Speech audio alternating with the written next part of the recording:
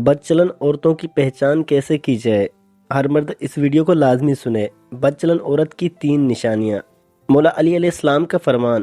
امام علی علیہ السلام کی خدمت میں ایک شخص آ کے عرض کرنے لگا، یا علی وہ کون سی عورت ہے جس سے انسان کو بچنا چاہیے، جو گھر کے لیے بدکار اور منحوس ثابت ہوتی ہے؟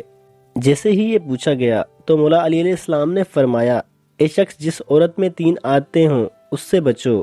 پہلی عورت جو غیر مرد سے بات کرنے میں خوش ہوتی ہو، نامحرم کے سامنے بے پردگی کو عیب نہ سمجھتی ہو۔ دوسری عادت وہ لوگوں کے سامنے اپنے شوہر کو حقیر سمجھتی ہو، اس کی غیبت کرتی ہو، اس کے عیب ظاہر کرتی ہو۔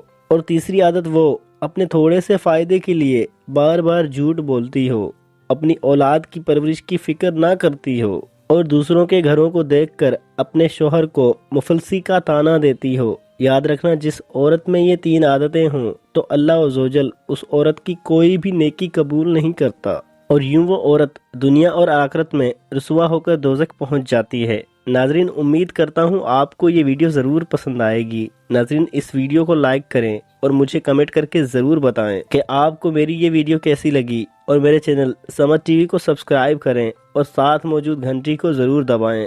اللہ پاک آپ سب کا حافظ و نگہبان۔